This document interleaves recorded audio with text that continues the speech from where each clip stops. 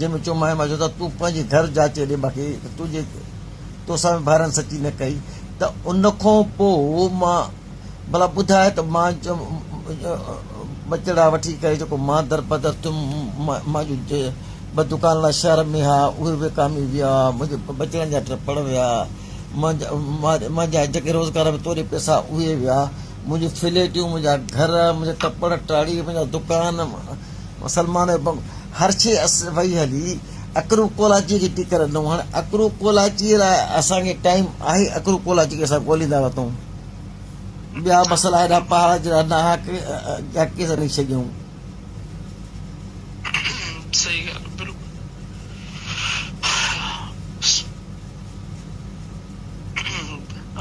तूं पाण चयो जो मां जेको आहे सो हे कई आहे हिन जा मैसेज मूं वटि पिया आहिनि मां हाई कोर्ट में पटिशन बि विधी आहे हर शइ कई आहे शाह जे ख़िलाफ़ ऐं शाह सॼो हिननि जे चकर में मां थो चयुमि इरफान तूं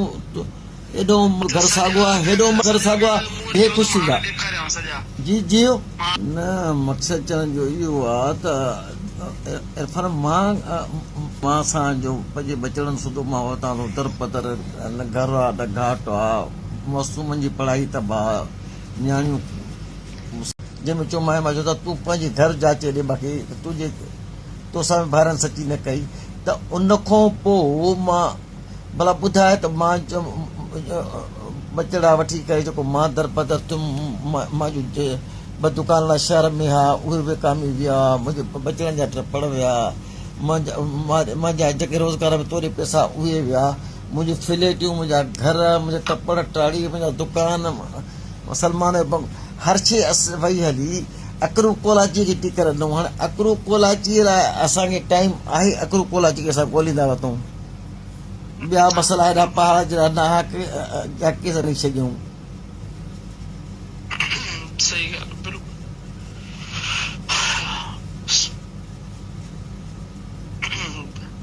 तूं पाण चयो जो मां जेको आहे सो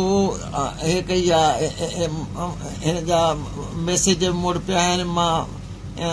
हाई कोर्ट में पटिशन बि विधी आहे हर शइ कई आहे शाह जे ख़िलाफ़ ऐं शाह सॼो हिननि जे चकर में मां थो चयुमि इरफान तूं एॾो घर साॻियो आहे हेॾो घर साॻियो आहे हे ख़ुशि थींदा जी जी न मक़सदु चवण जो इहो आहे त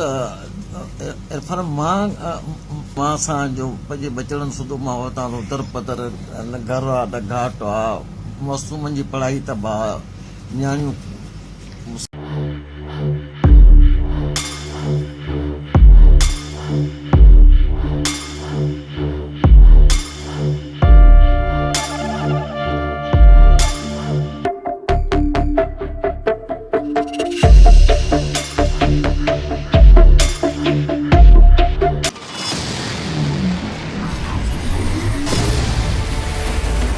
मेरी पहचान आवाज़ है वक्त को सब्सक्राइब करें और लाइक करें।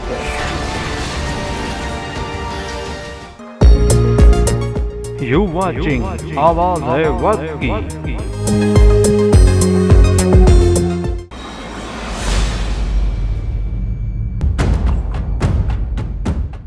वक्त है सच बताने का।